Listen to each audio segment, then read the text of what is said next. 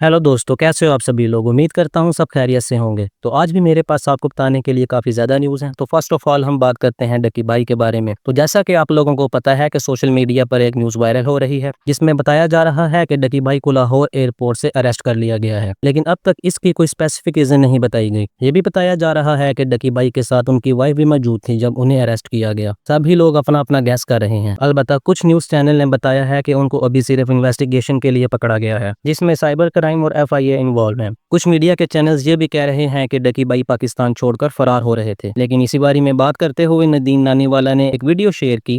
आप खुद सुन लें इस बारे में उन्होंने क्या कहा। डकी भाई को लाहौर एयरपोर्ट से अरेस्ट कर लिया गया है और मीडिया वाले कुछ गलत किस्म की खबरें फैला रहे हैं कि वो मुल्क छोड़ के भाग रहा था और उसको फटाफट एयरपोर्ट से अरेस्ट कर लिया। डकी भाई के ऊपर एक बायनामा एप्लीकेशन से रिलेटेड एक तहकीकात चलनी थी जो कि उसको नहीं कभी बताया गया और उसका नाम पेनल लिस्ट में डाला गया। उसको इस चीज़ का बिलन नहीं था। उसके ऊपर पहले भी कई दफ़ा FIR हुई है। उसने हमेशा उसका फाइट किया, जवाब दिया और अपने आप को साबित किया जो भी हुआ है, लेकिन इस दफ़ा उसके मौका नहीं दिया गया, ना ही उसे बताया गया और बस उसका नाम पेनल लिस्ट में डाल दिया गया तहकीकात की बिना पर। और लोगों को इस तरह एयरपोर्ट से उठाना, घरों से उठाना एक अच्छा अमल नहीं, जो कि पाकिस्तान में बड़ा ही नाराज कर दिया गया। और दूसरी बात, उसके ऊपर जो बैनामों का के रिलेटेड जो तहकीकात थी कि जो मैं मानता हूँ कि वो एप्लीकेशन जो प्रमोशन है वो पाकिस्तान में रेगुलेटेड नहीं है, लेकिन हर बंदा कर रहा है, डकी अकेला नहीं कर रहा। तो इस तरह एक बंदे को टारगेट करना मैं समझता हूँ ये एक बड़ा ही छोटा अमल है। और दूसरा, डकी पाकिस्तान छोड़ के भाग नहीं रहा था, वो मलेशिया जा रहा था अपनी वाइफ के साथ, क्योंकि वहाँ एक इवेंट था जहाँ उसको बुलाया गया था। वो 2 दिन के लिए मलेशिया जा रहा था। अगर उसने भागना होता तो वो दुबई जाता या किसी और जगह जाता और वो इस तरह वो मलेशिया ना जाता। ठीक है, तो इंशाल्लाह इस मुश्किल वक्त में जिस तरह पहले भी हम उसके साथ हैं, इंशाल्लाह आज भी हम उसके साथ। अभी इसी केस से रिलेटेड अपडेट करते हुए आसिफ जाट भाई ने एक वीडियो अपलोड की है अपने YouTube चैनल पर। उनका ये कहना है कि डकी भाई पर FIR कट चुकी है। आप खुद सुन लें इस बारे में उन्होंने क्या कहा। करके इन जैसे लोग जो इस तरह का लाइफस्टाइल अपना लेते हैं, गुजारा मुश्किल हो जाता है। तो उसके लिए इंसान क्या करता है, मैं भी करता हूँ, प्रमोशंस करते हैं। आप डिफरेंट ब्रांड्स की प्रमोशन करते हैं, डिफरेंट प्रोडक्ट्स की प्रमोशन करते हैं। कहाँ भी जा रहा है, मुबैना तौर पर ये बात हो रही है कि डकी भाई ने कुछ जो है गैम्बलिंग ऐप्स की प्रमोशन की है, जुए की ऐप्स।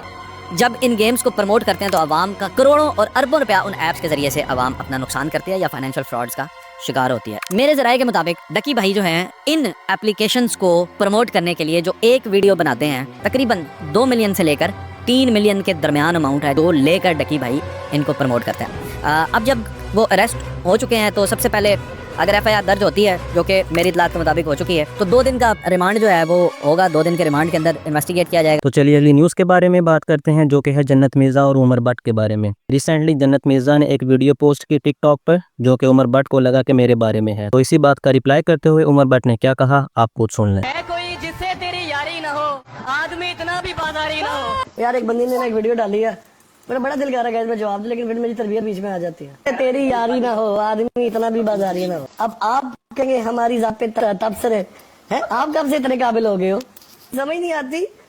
लाइक जितना इतना बंदे ने टाइम गुजारा होगा। तो चलिए अब अगली न्यूज़ के बारे में बात करते हैं, जो कि है आतिफ असलम के बारे में। अभी रिसेंटली आतिफ असलम के फादर की डेथ हुई थी और अगले ही दिन उनका कंसर्ट था। जब वो कंसर्ट में गए, उन्होंने परफॉर्म किया तो उन्हें बहुत ज़्यादा हेट मिलने लगी। लोगों का कहना था कि अभी एक दिन पहले आपके फादर की डेथ हुई है और अगले ही दिन आप कंसर्ट कर रहे हैं। तो इसी चीज़ को लेकर पेंडू प्रोडक्शन ने एक वीडियो अपलोड की। आप खुद सुन लें इस बारे में उन्होंने क्या कहा। यार आतिफ असलम के वालिद साहब फोत हो गए और अगले ही दिन वो कंसर्ट पे पहुंचा हुआ था, ये क्या बात हुई? मैंने ऐसे ही बैठा स्क्रॉलिंग कर रहा था और मैंने एक पोस्ट देखी जिसके अंदर लोग गालियां दे रहे हैं, पर्सनल अटैक कर रहे हैं कि भाई ये क्या बात हुई, आपके वालिद साहब फोत हुए हैं और आप अगले ही दिन कंसर्ट पे पहुंचे हैं। खुदा न खास्ता अगर किसी के घर में फोतगी हो भी जाए तो वो अगले ही दिन काफी लोग अपने कारोबार पे पहुंचे होते हैं, दुकान खोल के बैठे होते हैं, तो उस बेचारे का ये कारोबार। सेकेंडली, वो इतने सालों से गाने गाता आ रहा है, तब किसी को कोई इशू नहीं था, लेकिन इस बात पे हर बंदे को इशू है कि वो क्यों गया। क्रिटिसाइज भी वो लोग कर रहे हैं जिनको उनके वालिद साहब का नाम भी नहीं पता होना, ना ही उनको ये पता होना कि इनके आपस में कैसी को बॉन्डिंग रही है। और मोस्टली हमारी जो क्रिटिसाइज करने वाली थी ना, वो वही थी कि उनके घर में खुदा न खास्ता जब कोई फोतगी हो जाए ना, तो वो लोग बोटियों पे लड़ रहे होते हैं खाने पे कि यार हमें तो बोटी नहीं थी मिली। ये लोग अपना गिरबान झांक के नहीं देखते। सिनेरियो में एक और मिसाल दे देता हूँ नसीम शाह की। उनकी वालदा की जब डेथ हुई थी वो जनाजे पे भी नहीं थे आ सके, पाकिस्तान की तरफ से इंपॉर्टेंट मैच खेलने के लिए गए हुए थे। तो चलिए अगली न्यूज़ के बारे में बात करते हैं, जो कि है एक अफगानी के बारे में, जिसने पाकिस्तान के फ्लैग की डिसरिस्पेक्ट करते हुए टिकटॉक पर एक वीडियो शेयर की, जो कि बहुत ज्यादा वायरल हुई और इसके बाद पुलिस ने पकड़कर उसका सॉफ्टवेयर अपडेट किया। आप खुद देखें इस वीडियो में उसने क्या कहा।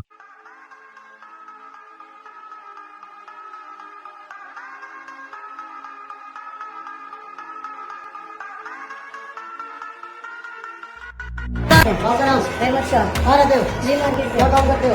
बनियान की रेडी है। ये पाकिस्तानी झंडा किसने क्या बोला था? किसी ने नहीं बोला था, आपने बस अपनी गलती तो खुद की। क्यों की गलती है? नहीं मालूम था किसके कहने पे की थी? किसी के कहने पे नहीं की। हैं? ऐसे गलती मुझे बड़ी गलती थी, मैंने कर दी। दोबारा के लिए मैं माफ़ी चाहता हूँ, मैं ऐसे नहीं करूँगा। खुदा के लिए मैं भी दोबारा कभी ऐसे नहीं करूँगा। इसी मुल्क में रहता हूँ, इसी मुल्क का खाता हूँ, इसी मुल्क का पीता हूँ। दोबारा मैं झंडा भी चूमूंगा, झंडा तो मुझे चूमता हूँ। अभी मैं झंडा अभी मैं चूमता हूँ झंडा। तो चलिए अगली न्यूज़ के बारे में बात करते हैं, जो कि है मिस्टर पतलू के बारे में। अभी रिसेंटली मिस्टर पतलू का एक पॉडकास्ट आया है, जहां पर उनसे काफ़ी सारी चीज़ों के बारे में सवाल किए गए। जैसा कि मिस्टर पतलू को एक दिन में टिकटॉक पर 24 करोड़ रुपए की गिफ्टिंग हो चुकी है। उनसे सवाल किया गया कि ऐसा कौन सा टैलेंट है आप में जिसमें आपको एक दिन में 24 करोड़ रुपए तक की गिफ्टिंग हुई है। तो इसी बात का जवाब दिया मिस्टर पतलू ने। मैं आपको उनकी वीडियो का छोटा सा पार्ट प्ले करके दिखा देता हूँ, आप खुद सुन लें इस बारे में उन्होंने क्या कहा। टैलेंट होंदा है जिहदे अंदर गलबात होंदी है, उन्होंने डक्कन वाला बंदा पैदा ही नहीं रहा, उन्हें उत्ते होना ही होना है। There is no doubt, आप टैलेंटेड है, आपके पास स्किल है, मेरे पास आप बड़े क्रिएटिव हैं, बताता लेकिन एक दिन में कौन सा टैलेंट है जैसे 24 करोड़ रुपए आ जाता है एक दिन में? देखिए मेरी एक बात सुने, वो कौन सा टैलेंट है जिसके लिए ये बांध रखे हैं लोगों ने, जो निकल आता है वो कौन सा टैलेंट है? मुझे इस बात का आप जवाब दे दें। टिकटॉक एक मिनट जी। ये जो लोग बांध खरीदते हैं, जैकपॉट खरीदते हैं, किसी का लग गया, वो कौन सा टैलेंट है? बॉन्ड खरीदते हैं ना, हाँ, लोग खरीदते हैं, पैसे इन्वेस्ट करते पैसे हैं, देते हैं ना जी। आप भी पैसा इन्वेस्ट करते हैं। मेरा 10 साल की इन्वेस्ट आपको नजर नहीं आ रही? 10 साल जो मैंने इन्वेस्ट किए हैं वो आप भूल गए? 24 करोड़ रुपए एक एक दिन तो में। छोड़ो, 24 करोड़ को छोड़ो, 10 साल आप भूल गए? आप समझते हैं कि 10 साल की जो आपकी इन्वेस्ट जो मेरी- टैलेंट है उससे आप एक दिन में उस 24 बात करोड़ को भी रुपए। छोड़ दो, टैलेंट को भी छोड़ दो। आपने बोला बॉन्ड वाली बात पे है ना, वो तो पैसे देके खरीदते हैं, टाइम इज मनी।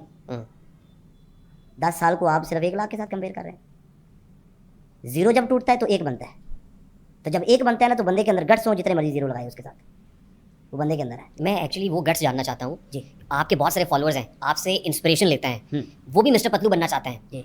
वो भी करोड़ों रुपए कमाना चाहते हैं। What is required to earn 24 crore in a day? देखें मेरी बात सुने, पहले नंबर पे तो ये तो चलिए अब अगली न्यूज़ के बारे में बात करते हैं, जो कि एक वायरल वीडियो के बारे में है, जिसमें किडनैपर को पकड़ा गया। बेसिकली वो किडनैपर बच्चे अगवा करने आया था, लेकिन उन्हीं बच्चों के बाप ने उसे पकड़ लिया। तो वो पूरी स्टोरी एक्सप्लेन की उन्होंने, तो आप खुद सुन लें इस बारे में उन्होंने क्या कहा। दिन हो गए, मेरी 2 बेटियां इतना मदरसे में जाती हैं, तो वो मुझे 14 दिनों से कह रही थी कि बाबा हम जब जाके खड़े होते हैं तो कोई अंकल आके हमें तंग करते हैं, कभी हमसे घर का रास्ता पूछते हैं, कभी हमसे नाम पूछते हैं, कभी हमसे बाबा का नाम पूछते हैं, कभी हम क्या बोलते हैं, कभी क्या बोलते हैं, हमें तंग करते हैं। तो मैं 14 दिन से इसी मजाक में ले रहा था कि तुम बोलने का कि यार दोस्त हमारा जानने वाला होगा कि तंग करता होगा, पीता होगा।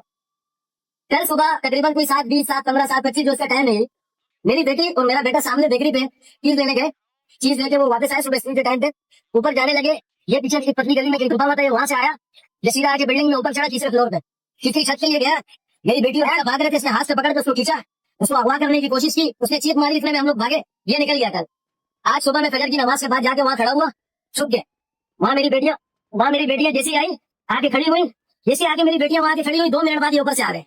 ये जैसे ऊपर से आया तो मेरी बेटी सारा ने एकदम कांप के रो के चिल्लाई और मुझे बोला कि बाबा यही है वो दो हफ्ते से भी हमें तंग कर रहे हो, जो कल बिल्डिंग में आए थे और मुझे हाथ से पकड़ के खींच के हवा करने की कोशिश कर रहे थे। तो आज इसको हमने रंगे हाथों पकड़ा है।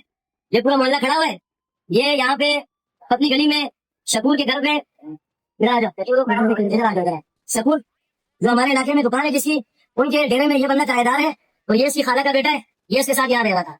हमने रंगे हाथों पकड़ा और ये इसका रिश्तेदार है, साथ खड़ा हुआ है। अभी हम इसको पुलिस के हवाले करते हैं, अगवा के पर्चे में इसको डालेंगे, नाराज नहीं होगा, दूसरी कोई भी बात नहीं है। हम इसको पुलिस के हवाले करेंगे, अगवा के पर्चे में रहेंगे। चलिए अब अगली न्यूज़ के बारे में बात करते हैं, जो कि है ध्रुव राठी के बारे में। अभी रिसेंटली ध्रुव राठी ने अपने यूट्यूब चैनल पर एक वीडियो अपलोड की, जिसमें उन्होंने अपने एक स्टार्टअप के बारे में बात की। बेसिकली ये स्टार्टअप एक एआई वेबसाइट के बारे में है, जिसमें आप चैट जीपीटी, उसके अलावा जेमिनी और बहुत सारे टूल्स एक ही साथ इस्तेमाल कर सकते हैं, और वो भी बहुत रीजनेबल प्राइस में। मैं आपको उनकी वीडियो का छोटा सा पार्ट प्ले करके दिखा देता हूँ, आपको सुन ले इस बारे में उन्होंने क्या कहा। अपना पहला स्टार्टअप लॉन्च करना चाहूंगा। इमेजिन करो एक ऐसा प्लेटफॉर्म हो जहां पर सभी एआई से एक साथ बात की जा सके। इमेजिन करो उसकी कॉस्ट 10,000 रुपए नहीं बल्कि 1,000 रुपए से भी कम हो। दोस्तों इमेजिन करने की जरूरत नहीं, क्योंकि पेश है एआई फिएस्टा। अब आते हैं दोस्तों सबसे बड़े सवाल पर, जो कि है कॉस्ट। जैसा मैंने कहा था, एआई फिएस्टा का एक बहुत बड़ा गोल है कॉस्ट को अफोर्डेबल बनाना ज्यादातर इंडियंस के लिए। अगर आप इन प्रीमियम एआईस को इंडिविजुअली परचेस करोगे जो एआई फिएस्टा में अवेलेबल है, तो चैट जीपीटी 5 प्लस का subscription $20 per month, Gemini 2.5 pro $20 per month, Claude 4 sonnet $20 per month, Grok 4 $30 per month, perplexity सोनार प्रो $20 पर मंथ। टोटल होता है $110 per month, approximately 9,600 rupees per month. लेकिन AI fiesta में ये सभी premium models आपको एक साथ मिलेंगे सिर्फ $12 per month, only 999 rupees per month. तो चलिए दोस्तों आज के लिए बस इतना ही। तो अगर आपको वीडियो अच्छी लगी हो तो वीडियो को लाइक कर दें, चैनल को सब्सक्राइब कर दें। तो मिलते हैं ऐसी अगली वीडियो में। खुदा हाफिज। शुरुआत जब की तो जिंदगी में दम था, एक हाथ में कागज और तुझे में कलम था, अंदर से तखाली और जुबान बेजुबान, फिर भी खड़ा हुआ मैं लगा के पूरी जान, किया फिर शुरू लिखना कोरे से, एक कागज पे भरोसा था शब्दों और मेरे कलम की उस ताकत पे, इन शब्दों की गहराई जैसे मौत की हो खाई, मुश्किलों की दीवारें जुनून से